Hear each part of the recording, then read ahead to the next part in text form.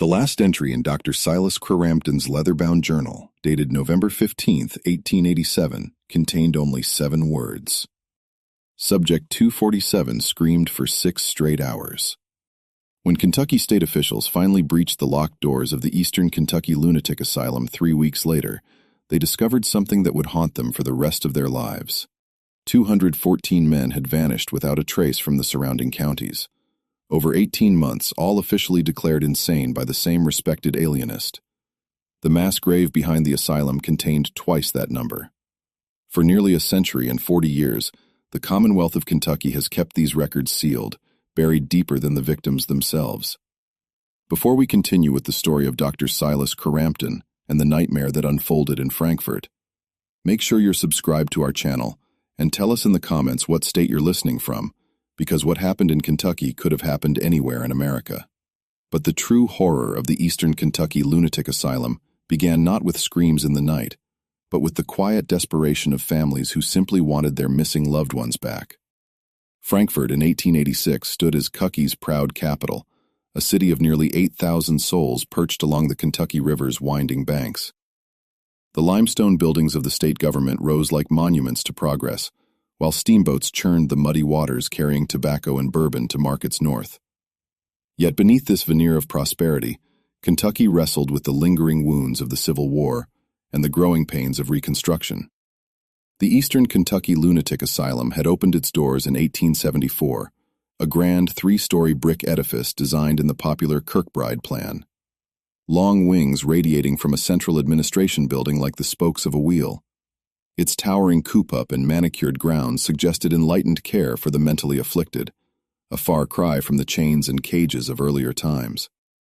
Dr. Silas Crampton had assumed leadership of the institution in 1884, bringing with him credentials from the Pennsylvania Hospital for the Insane and glowing recommendations from colleagues in Philadelphia.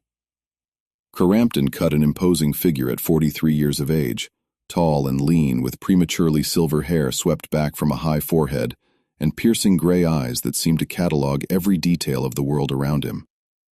His manner was precise, almost mechanical, as he conducted his daily rounds through the asylum's corridors.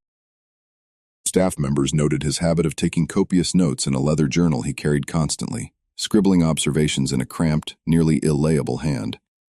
The doctor had arrived in Kentucky with ambitious plans.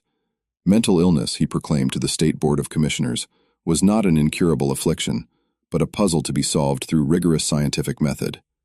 His published papers in medical journals spoke of revolutionary treatments that could restore even the most disturbed minds to perfect sanity.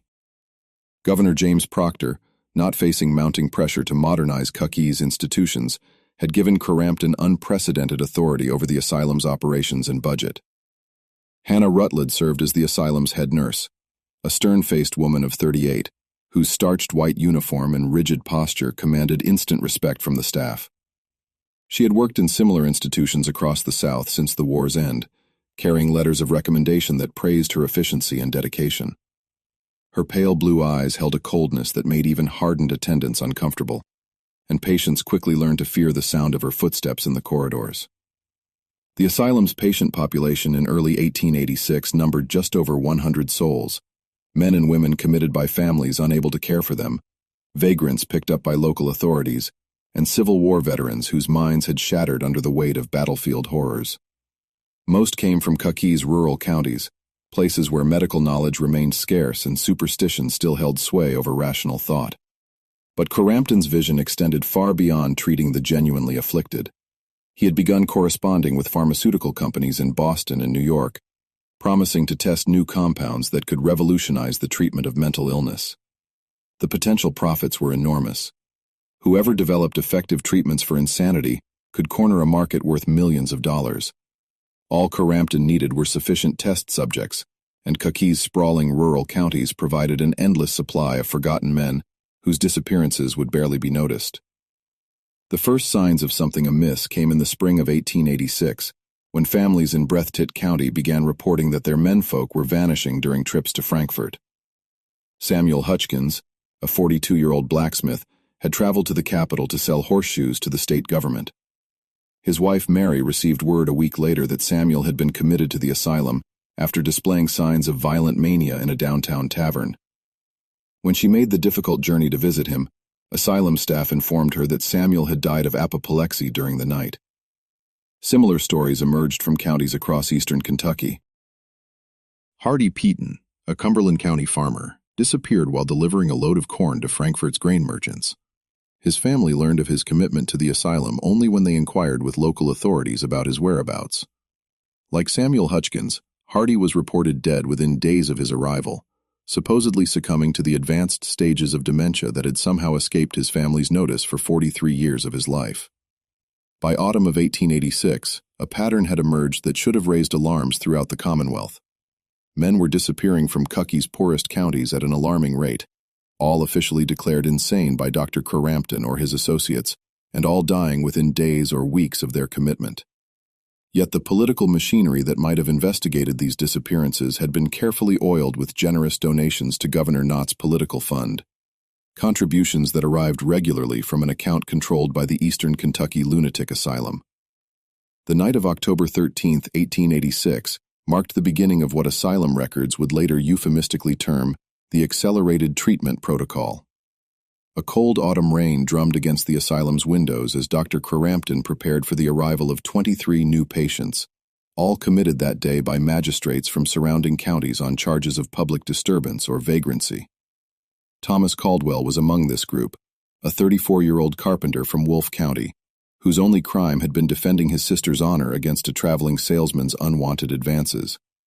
The magistrate and captain had declared Thomas's violent outburst evidence of dangerous instability and ordered his immediate commitment. Thomas's wife, Sarah, had pleaded desperately as the asylum wagon carried her husband away, promising to pay any fine or restitution necessary for his release. The new arrivals were processed in the asylum's receiving room, a stark chamber illuminated by gas lamps that cast dancing shadows on whitewashed walls. Hannah Rutledge moved among them with clinical efficiency, recording names, ages, and supposed symptoms in a thick ledger. Her assistant stripped each man of his personal belongings and clothing, issuing rough gray uniforms that marked them as patients of the state. Dr. Crampton observed the proceedings from behind a desk cluttered with medical instruments and glass vials containing various colored liquids. He studied each new arrival with the detached interest of a natural scientist, examining specimens, occasionally making notations in his ever-present leather journal. When his gaze fell upon Thomas Caldwell, he paused, pen hovering over the page. "Strong constitution," Crampton murmured to Rutledge. "Good muscle tone, clear eyes. This one shows promise for the advanced trials."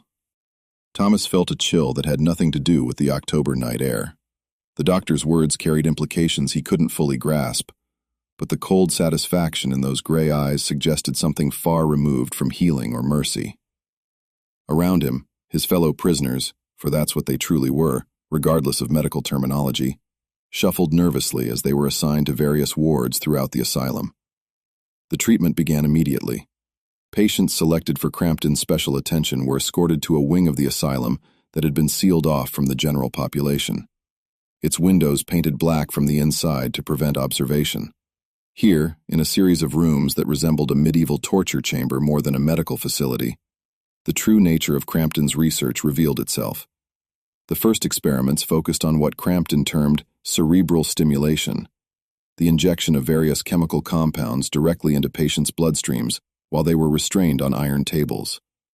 The substances had been supplied by Pemberton Pharmaceuticals of Boston, a company eager to test new formulations without the oversight that traditional medical trials required.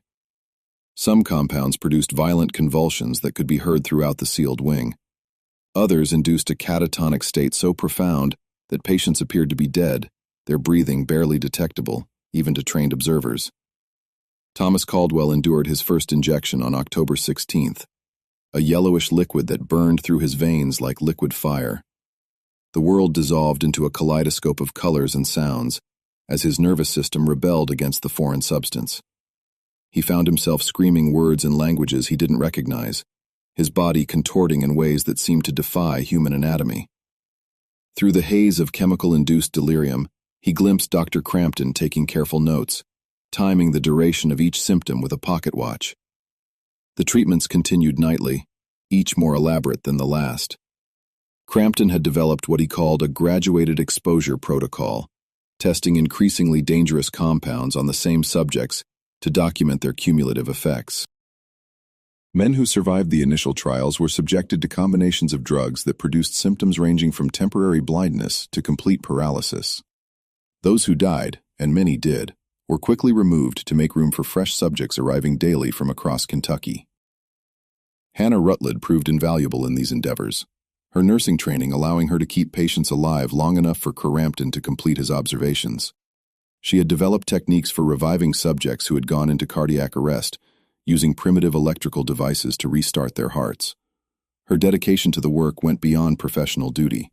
She seemed to derive genuine satisfaction from the power she wielded over human life and death. But the experiments demanded more than just test subjects. They required absolute secrecy. When families began making inquiries about their missing relatives, Rutledge implemented what she called containment protocols. Visitors to the asylum were given fabricated death certificates and directed to a small cemetery on the grounds, where empty graves bore the names of men who were still alive in the experimental wing. Those who pressed too hard for answers sometimes found themselves facing their own commitment proceedings, declared mentally unstable by Dr. Crampton, after brief examinations that focused more on their knowledge of asylum operations than their actual mental state. The system worked with terrifying efficiency through the winter of 1886 and into the spring of 1887. By summer, more than 200 men had disappeared into the asylum's experimental wing, their existence erased from official records as thoroughly as if they had never been born. Yet Crampton's ambitions continued to grow, and with them, the risks that would ultimately lead to his downfall.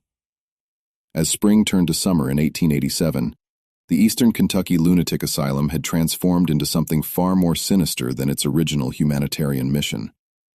Dr. Crampton's experimental wing had expanded to occupy nearly half of the facility's space. With new sections being added monthly to accommodate the ever-growing number of test subjects, the legitimate patients, those genuinely suffering from mental illness, found themselves increasingly isolated in cramped quarters, while Crampton's research consumed more resources and personnel.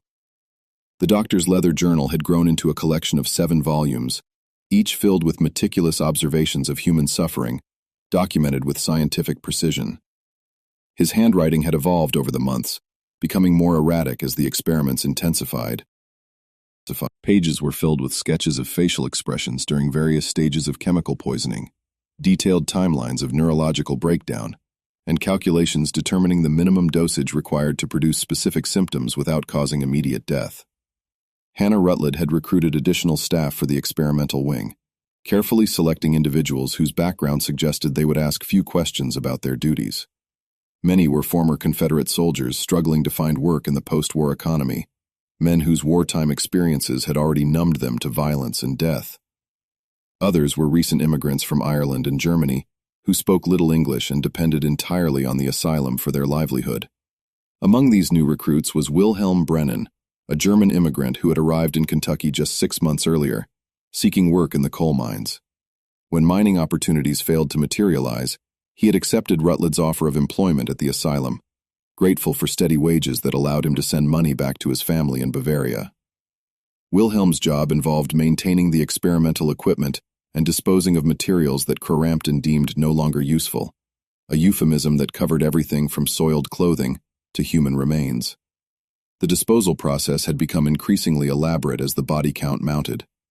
Initially, Crampton had relied on the asylum's official cemetery, falsifying records to account for the unusually high mortality rate. But as the numbers grew impossible to explain through natural causes, more creative solutions became necessary.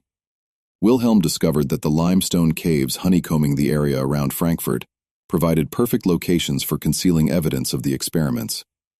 Bodies could be lowered into deep crevices where they would never be found, or dissolved in the acidic pools that formed in the lower chambers. But Crampton's most ambitious project involved partnership with medical schools throughout the Northeast, institutions that paid handsomely for fresh cadavers used in anatomical instruction. The asylum's location in Kentucky provided perfect cover for this macabre trade. Bodies could be preserved in ice during winter months and shipped north in sealed coffins labeled as belonging to deceased mental patients. No one questioned the high mortality rate at an institution supposedly treating the most disturbed minds in the Commonwealth. The financial arrangements were handled through a complex network of intermediaries that insulated both Crampton and his customers from legal liability. Dr. Marcus Wainwright at Harvard Medical School served as the primary contact, coordinating shipments and payments through a series of shell companies established in various states. The profits were enormous. A single preserved corpse could bring as much as $200, more than most Kentucky farmers earned in an entire year. Thomas Caldwell had survived longer than most subjects in the experimental wing, his strong constitution allowing him to endure treatments that killed weaker men within days. By July of 1887, he had become one of Crampton's most valuable test subjects. His locally different performance his body's resilience, providing opportunities to explore the long-term effects of repeated chemical exposure. But survival came at a terrible cost. Thomas's mind had begun fracturing under the strain of constant torture, and he found himself slipping in and out of lucidity as the experiments continued. During his moments of clarity, Thomas observed the systematic nature of Crampton's operation. New subjects arrived regularly, processed through the receiving room before disappearing into the experimental wing. He learned to recognize the sounds that indicated which treatments were being administered, the screams that accompanied injection protocols, the sudden silence that meant another subject had died, and the mechanical noises of Wilhelm's disposal activities in the hours before dawn. But Thomas wasn't the only one paying attention. In the counties surrounding Frankfort, families had begun comparing notes about their missing relatives. Sarah Caldwell had organized meetings in Wolfe County, bringing together wives and mothers whose husbands and sons had vanished after encounters with asylum representatives. Similar groups were forming in Breath, Leslie, and Cumberland counties, all sharing stories that followed disturbingly similar patterns. The families had attempted to work through official channels, petitioning the governor's office and contacting state legislators, but their inquiries were met with form letters expressing sympathy for their loss, while explaining that mental illness often progressed rapidly in institutional settings. Death certificates were provided when requested, all bearing Dr. Crampton's signature, and listing causes of death ranging from apoplexy to consumption to general debility. More disturbing were the reports from families who had attempted to visit the asylum grounds. Several mothers described being turned away at the gate by armed guards who claimed their sons had become too violent to receive visitors. Others were permitted brief meetings with patients they were told were their relatives, only to realize that the heavily medicated men they encountered were complete strangers. When they protested, they were informed that mental illness had so thoroughly altered their loved one's appearance that recognition was impossible. By late summer of 1887, the network of grieving families had grown into an informal investigation that threatened to expose Crampton's operation. Sarah Caldwell had made contact with newspaper editors in Lexington and Louisville, sharing documentation that suggested systematic irregularities in asylum records. The Courier-Journal had assigned a reporter to investigate the unusually high death rate at the Eastern Kentucky Lunatic Asylum, and preliminary inquiries were raising questions that Crampton couldn't easily answer. The doctor realized that his carefully constructed system was approaching its limits. Too many people were asking too many questions, and the political protection he had enjoyed through Governor K.N.'s administration might not survive closer scrutiny. Something had to be done to eliminate the sources of these troublesome inquiries, and Hannah Rutledge had already begun developing solutions that would soon claim victims far beyond the asylum's walls. The autumn of 1887 brought an unseasonable chill to central Kentucky, as if nature itself recoiled from the horrors unfolding within the asylum's walls. Dr. Crampton's experiments had evolved into something approaching industrial-scale human testing, with new subjects arriving daily from across the Commonwealth. The leather journals documenting his research now filled an entire cabinet in his private office, their pages chronicling 18 months of systematic torture disguised as medical science. But the most disturbing development was the expansion of Carton's influence beyond the asylum grounds. Working through a network of corrupt magistrates and local officials, he had effectively created a pipeline for acquiring test subjects from Kentucky's most vulnerable populations. Men could be declared insane for infractions as minor as public drunkenness or failure to pay debts, their commitments rubber-stamped by judges who received regular payments from the asylum's discretionary fund. The process had become so streamlined that Hannah Rutledge maintained a standing order for 20 new subjects weekly, specifying particular physical characteristics that made individuals suitable for different experimental protocols. Strong young men were preferred for testing compounds that might prove useful to the military, while older subjects were reserved for toxicity trials that had lower survival rates. Women were generally avoided, as their disappearances attracted more attention from family members and community leaders. Wilhelm Brennan had become indispensable to the operation, his duties expanding far beyond simple maintenance work. He had developed expertise in preserving human organs for shipment to northern medical schools, and his mechanical skills proved valuable in constructing specialized equipment for Crampton's more elaborate experiments. The German immigrant had also taken on responsibility for what Rutledge euphemistically called external operations, activities that took place beyond the asylum's walls when containment required more aggressive measures. The first external operation occurred in September 1887, when Sarah Caldwell's investigation began attracting attention from state legislators.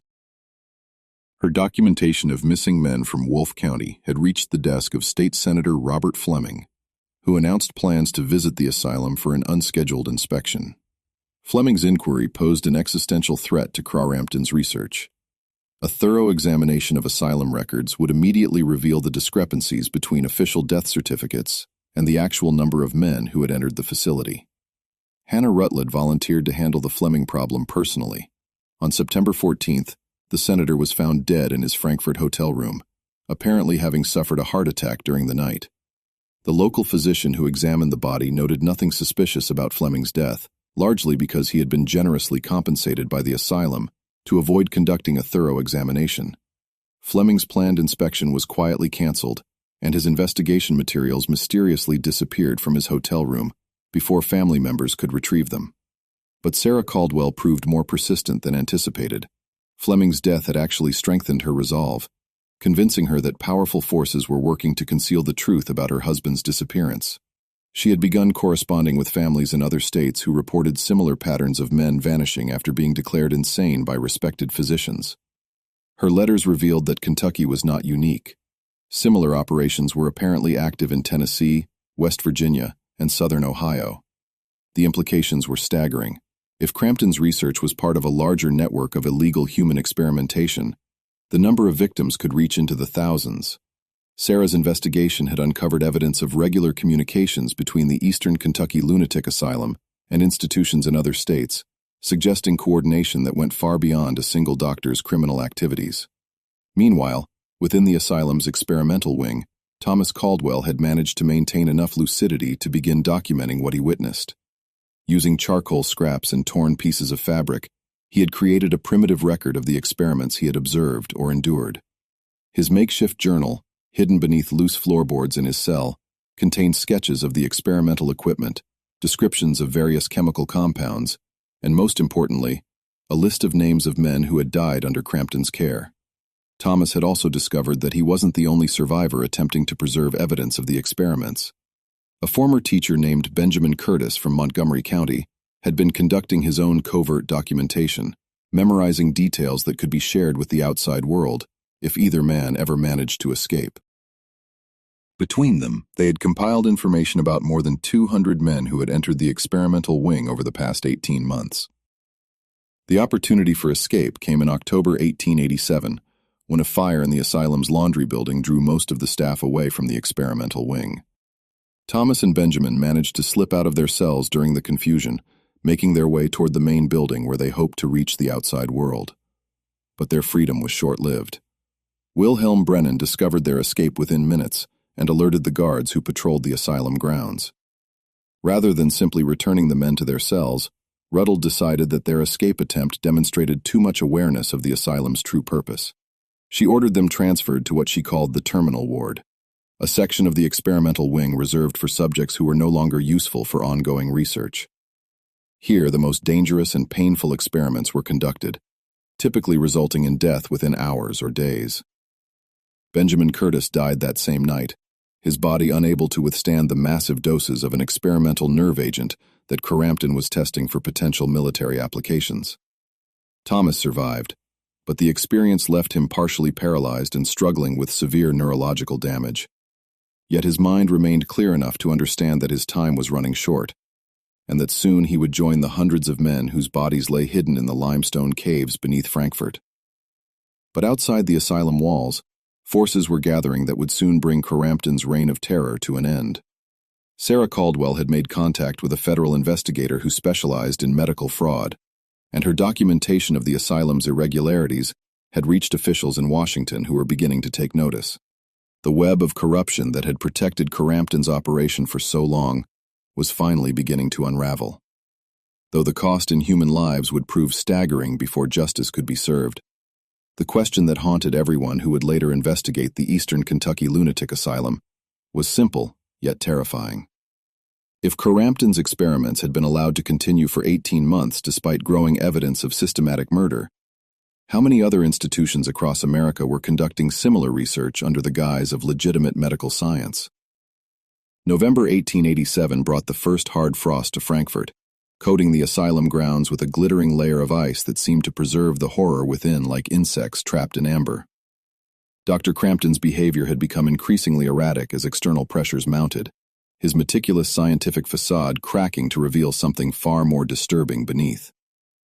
The leather journals that had once contained precise observations now rambled through pages of incoherent theories about human consciousness and the nature of suffering, punctuated by detailed sketches of dissected organs and facial expressions captured at the moment of death. Hannah Ruttled had assumed greater control over daily operations as Crampton descended into what could only be described as methodical madness. Her network of external agents had expanded to include corrupt officials in 6 counties, all working to maintain the steady flow of test subjects that fed the doctor's insatiable appetite for human experimentation. But the system was becoming increasingly difficult to maintain as federal investigators began asking questions that couldn't be answered with forged documents and bribed witnesses. The breaking point came on November 8th when Federal Marshal James Douglas arrived in Frankfurt with a warrant to inspect the asylum's records. Douglas had been investigating reports of irregularities in Kentucky's institutional system, prompted by Sarah Caldwell's persistent correspondence with officials in Washington. His authority superseded state jurisdiction, making him immune to the political protection that had shielded Crampton's operation for so long. Ruttled received word of Douglas's impending visit through her network of informants in the state government.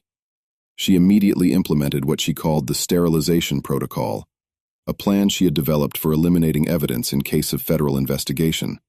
The protocol involved destroying all documentation of the experimental program and eliminating any witnesses who could provide testimony about illegal activities. Wilhelm Brennan worked through the night of November 7th, feeding thousands of pages of medical records into the asylum's furnaces. The leather journals documenting Crampton's experiments proved more difficult to destroy, their thick bindings requiring hours of careful burning to ensure complete destruction. By dawn, nearly 2 years of meticulous documentation had been reduced to ash, leaving only the physical evidence contained within the experimental wing itself. But the most disturbing aspect of the sterilization protocol involved the surviving test subjects. Ruttled had calculated that 43 men remained alive in the experimental wing, their continued existence representing an unacceptable risk to the operation's security. Rather than attempt to conceal them during Douglas's inspection, she made a decision that would haunt investigators for decades to come. Thomas Caldwell was among the 43 men marked for elimination. Despite the neurological damage from his recent torture, he understood what was happening when guards began moving subjects from the experimental wing to a previously unused section of the asylum's basement. The area had been converted into what resembled an execution chamber, with drain systems installed to facilitate the disposal of large quantities of blood and other bodily fluids. The killing began at midnight on November 8th, just hours before Marshal Douglas was scheduled to arrive. Ruttled personally administered lethal injections to each subject, using a concentrated form of morphine that induced cardiac arrest within minutes. She worked with the efficiency of someone who had planned this contingency for months, her movements precise and unhurried, despite the enormous scope of the task before her.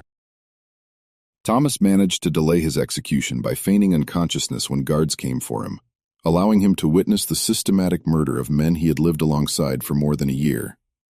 He watched Benjamin Carter from Harlan County die with tears streaming down his face, still clutching a crude cross he had carved from a piece of wood.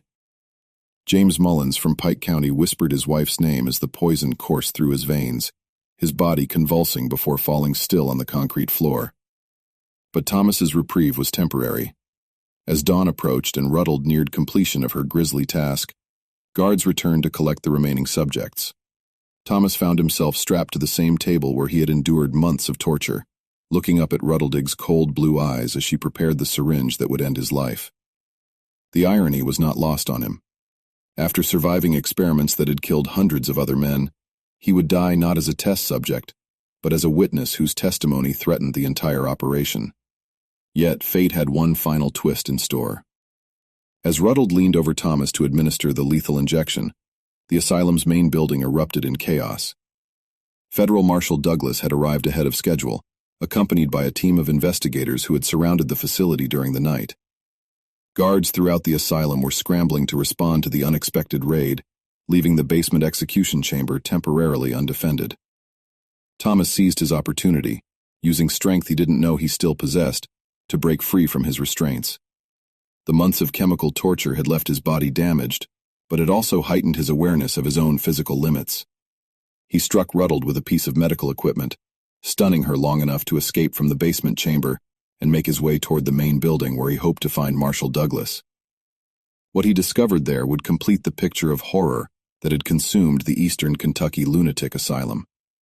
The federal investigators had uncovered evidence that went far beyond illegal human experimentation. They had stumbled upon a conspiracy that reached into the highest levels of Kentucky's government and extended to similar institutions across multiple states. The systematic murder of indigent men was just one component of a larger operation that involved organ trafficking, pharmaceutical testing, and the development of chemical weapons for potential military use. But the most shocking revelation was yet to come. Hidden in Dr. Crampton's private safe, investigators found correspondence that revealed the true scope of the conspiracy and the identities of everyone involved in its operation. The letters painted a picture of systematic evil that had been disguised as medical progress, protected by political corruption, and funded by institutions that should have been dedicated to healing rather than harm. Just when we thought we'd seen it all, the horror in Frankfurt intensifies. If this story is giving you chills, share this video with a friend who loves dark mysteries. Hit that like button to support our content, and don't forget to subscribe to never miss stories like this. Let's discover together what happens when Thomas finally reaches the federal investigators and reveals the full truth about what occurred within those asylum walls. As Thomas stumbled through the asylum's corridors, blood streaming from wounds inflicted during his escape, he carried with him knowledge that would expose one of the most systematic campaigns of human experimentation in American history. But would anyone believe the testimony of a man officially declared insane? And would the evidence be sufficient to bring justice to those responsible for the deaths of more than 200 innocent victims? Federal Marshal James Douglas had seen many disturbing things during his 20-year career investigating institutional corruption. But nothing had prepared him for what he discovered in the basement of the Eastern Kentucky Lunatic Asylum. The execution chamber that Hannah Rutledge had constructed resembled something from the Spanish Inquisition, rather than a medical facility. The middle had never get at concrete floors stained with the blood of 42 men who had been systematically murdered in the hours before his arrival. Thomas Caldwell's sudden appearance in the main building, bleeding and barely coherent, but desperately trying to communicate what he had witnessed, provided the key testimony that Douglas needed to understand the full scope of the conspiracy. Despite his neurological damage and obvious physical trauma, Thomas managed to lead investigators back to the experimental wing, where evidence of 18 months of systematic torture remained visible in every room. The specialized equipment that Wilhelm Brennan had constructed for Carton's research told its own story of deliberate cruelty. Restraint tables fitted with electrical devices designed to maintain consciousness during painful procedures, glass containers holding preserved organs in various stages of dissection, chemical apparatus for creating compounds that had no legitimate medical purpose. Most disturbing of all, a collection of photographic plates documenting facial expressions during different stages of experimental torture. Organized by subject number and type of treatment administered, Dr. Crampton himself was found in his private office, sitting calmly behind his desk, as if the chaos erupting throughout the asylum was merely an inconvenient interruption to his daily routine.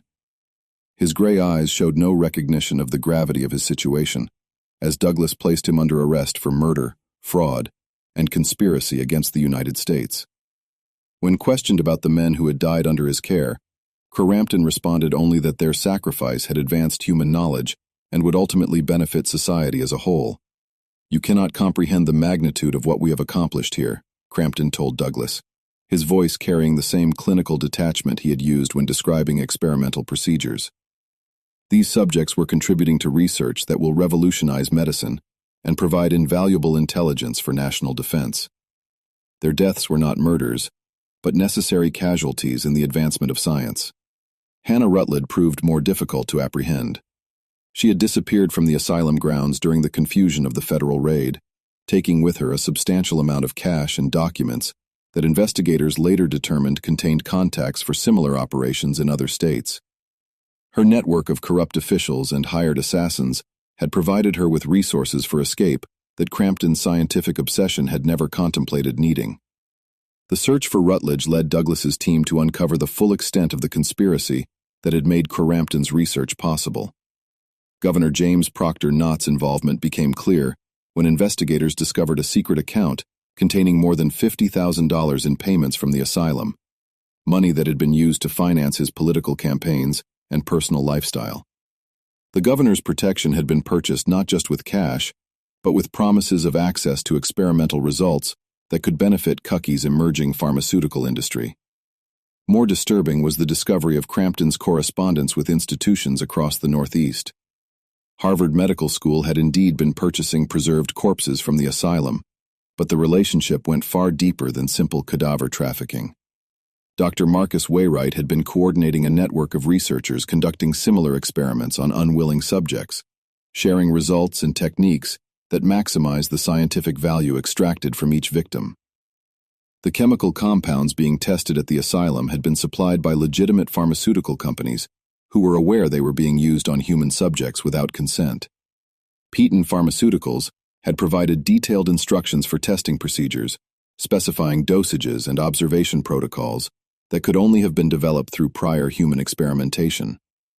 The corporate executives involved in these arrangements had insulated themselves through layers of intermediary companies, but their fingerprints were evident throughout the documentation Douglas's team recovered. Perhaps most chilling was the discovery of correspondence with military officials who had expressed interest in Crampton's research into chemical weapons. The nerve agents being tested on asylum patients had been developed specifically for potential use against enemy forces, with the subjects serving as unwitting test pilots for weapons that could kill thousands in future conflicts.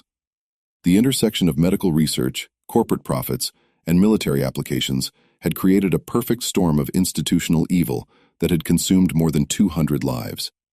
Wilhelm Brennan was found hiding in the limestone caves beneath the asylum, surrounded by evidence of his role in disposing of victims' remains. The German immigrant broke down completely when confronted with the magnitude of his participation in the murders, revealing details about the disposal process that helped investigators locate mass graves throughout the region. His testimony painted a picture of systematic body disposal that had been operating since the beginning of Crampton's tenure, with remains scattered across dozens of cave systems and abandoned mine shafts. The caves themselves told a story that exceeded even Douglas's worst fears. Hundreds of bodies in various states of decomposition filled crevices and underground chambers, many showing evidence of the experimental procedures that had killed them. Victims' personal effects, watches, wedding rings, family photographs, had been carefully collected and stored in waterproof containers, creating a macabre archive of lives destroyed in the name of scientific progress. But the most devastating discovery came when investigators found Crampton's master journal hidden in a secret compartment behind his office fireplace. This final volume contained not just records of the experiments conducted at the Eastern Kentucky Lunatic Asylum, but correspondence with similar facilities across America. The network of institutional murder that Crampton had participated in was far more extensive than anyone had imagined, with operations active in at least 12 states and coordination provided by a shadow organization of physicians, pharmaceutical executives, and government officials. The journal revealed that the Kentucky operation was actually considered a model for expansion, with plans to establish similar facilities throughout the South, where political corruption and economic desperation would provide ideal conditions for large-scale human experimentation. The profits generated from organ trafficking and pharmaceutical testing would fund this expansion, creating a self-sustaining system of institutionalized murder disguised as medical research. Thomas Caldwell's testimony proved crucial in understanding how the conspiracy had operated and recruited its victims. His detailed knowledge of the experimental procedures and the personnel involved provided investigators with information that no amount of documentation could have supplied. Despite his neurological damage, Thomas possessed a remarkable memory for details that had sustained him through months of torture. Names, dates, procedures, and most importantly, the locations where other victims might be found. His account of the systematic recruitment process revealed how Crampton and Rutledge had perfected their method of acquiring subjects. Corrupt magistrates in rural counties would identify men whose disappearances would attract minimal attention: widowers, drifters, immigrants, and those estranged from their families. These individuals would be arrested on fabricated charges, declared mentally incompetent after cursory examinations, and transported to the asylum, where they would vanish into the experimental wing. The financial incentives that maintained this system were staggering in their scope. Each magistrate received $50 per commitment, more than most rural officials earned in a month of legitimate work. Sheriff's deputies who transported subjects to the asylum earned additional payments, while coroners who signed fraudulent death certificates received bonuses based on the number of documents they processed. The conspiracy had corrupted the entire legal system of eastern Kentucky, creating a machine designed specifically for the harvesting of human beings. The investigation that followed Thomas Caldwell's escape from the Eastern Kentucky Lunatic Asylum would become one of the most extensive federal criminal inquiries of the 19th century. Marshall Douglas's team spent 6 months documenting the evidence recovered from the facility, ultimately compiling more than 3,000 pages of testimony and physical evidence that detailed the systematic murder of at least 214 men. Dr. Silas Crampton was tried in federal court in Louisville during the summer of 1888, facing charges that included murder, conspiracy, mail fraud, and violations of the Federal Food and Drug Act. The prosecution presented evidence that painted him not as a misguided researcher, but as a calculating killer who had used his medical credentials to disguise wholesale butchery. His defense attorneys argued that he had been conducting legitimate medical research authorized by state officials, but this strategy collapsed when Governor Cayen's involvement in the conspiracy became public knowledge. The trial lasted 7 weeks and attracted national attention as details of the experiments emerged in court testimony. Thomas Caldwell served as the primary witness for the prosecution, his detailed account of the torture he had endured, providing a human face to the statistical evidence of systematic murder. Despite efforts by defense attorneys to portray him as mentally unstable, Thomas's testimony remained consistent and credible throughout days of cross-examination. Crampton showed no emotion as witness after witness described the horrors that had occurred under his direction. When finally given an opportunity to address the court before sentencing, he remained unrepentant, insisting that his research had advanced human knowledge and would ultimately save more lives than it had cost. "History will vindicate my methods," he told Judge Robert Boyd. "The men who died here died in service to a greater cause than their individual existence could ever have achieved." Judge Boyd sentenced Crampton to death by hanging, a punishment that reflected the court's conclusion that his crimes represented some of the most heinous acts ever committed on American soil. The sentence was carried out on December 15, 1888, in the courtyard of the Louisville Federal Prison, with Thomas Caldwell among the witnesses who watched Crampton pay the ultimate price for his crimes. Anna Rutledge was never captured, despite a nationwide manhunt that continued for more than a decade. Investigators traced her movements through several states following reports of suspicious deaths at various medical institutions that matched the patterns established in Kentucky.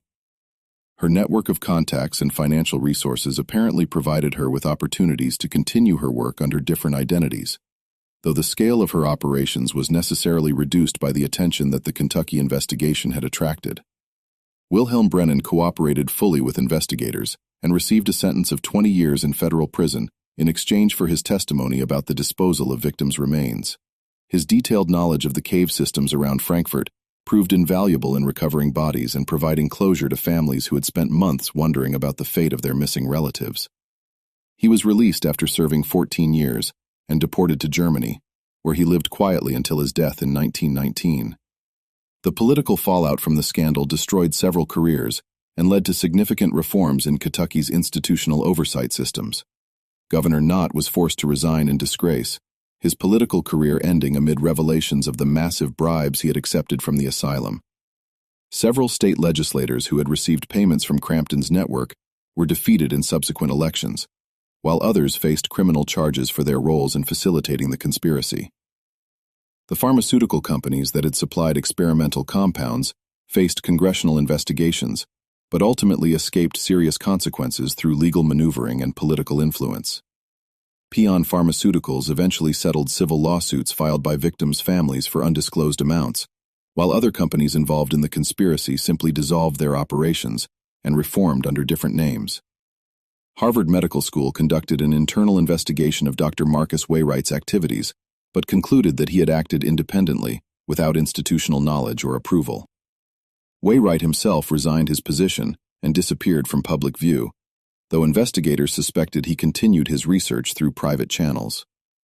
The broader network of medical institutions involved in purchasing organs and cadavers from the Kentucky operation was never fully exposed, as many records had been destroyed before federal investigators could access them. Thomas Caldwell survived his ordeal, but never fully recovered from the neurological damage inflicted during his months of torture. He returned to Wolfe County, where his wife Sarah cared for him until his death in 1904. Sarah became a prominent advocate for institutional reform, traveling throughout Kentucky to speak about her husband's experiences and working to establish oversight systems that would prevent similar atrocities in the future. The Eastern Kentucky Lunatic Asylum was permanently closed following the investigation, its buildings eventually demolished to remove any trace of the horrors that had occurred within their walls. The state constructed a new mental health facility in Lexington, with strict oversight procedures designed to prevent the types of abuses that had flourished under Crampton's administration. Yet questions remained that were never fully answered. The scope of the conspiracy suggested coordination between institutions across multiple states, implying that similar operations might have been active in other locations. Federal investigators received reports of suspicious activities at facilities in Tennessee, West Virginia, and southern Ohio, but lack of resources and political opposition prevented comprehensive investigations of these allegations. The limestone caves that had served as mass graves were sealed by state authorities officially to prevent further contamination, but also to discourage curiosity seekers who might disturb the remains of victims whose bodies were never recovered. Local residents reported strange sounds emanating from the sealed caves for years afterward, though these were likely explained by natural geological processes rather than anything supernatural. The true number of victims claimed by Crampton's research will probably never be known with certainty. While investigators documented the deaths of 214 men, evidence suggested that the operation had been active for longer than initially suspected and may have included victims whose disappearances were never reported to authorities.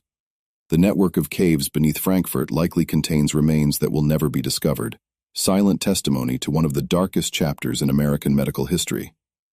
Perhaps most disturbing was the realization that the institutional failures that enabled Crampton's crimes were not unique to Kentucky or to the 1880s. The combination of political corruption, economic incentives, and scientific ambition that had created the conditions for systematic murder continued to exist throughout the country, raising questions about what other atrocities might be occurring under the guise of legitimate medical research. The legacy of the Eastern Kentucky Lunatic Asylum serves as a reminder that the pursuit of scientific knowledge, when divorced from moral constraints and proper oversight, can become indistinguishable from systematic evil. The men who died in Crampton's experiments were not volunteers for the advancement of human knowledge. They were victims of a conspiracy that valued their lives less than the data their deaths could provide. Thomas Caldwell's courage in exposing this conspiracy, despite the personal cost of his testimony, ensured that their deaths would not be completely meaningless. His willingness to relive his trauma in court proceedings helped establish legal precedents that strengthened protections for patients in medical institutions throughout the United States.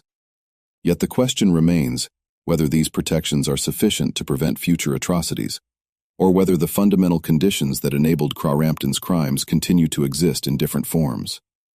This mystery shows us how easily institutional authority can be corrupted when oversight fails and powerful interests align against the vulnerable members of society.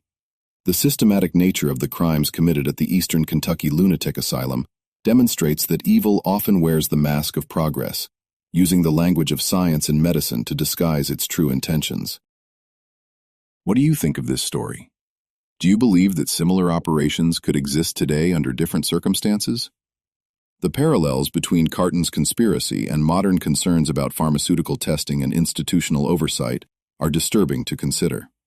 Leave your comment below and share your thoughts about how society can prevent such atrocities from occurring again. If you enjoyed this tale and want more horror stories like this, subscribe, hit the notification bell, and share with someone who loves dark mysteries from America's past. See you in the next video.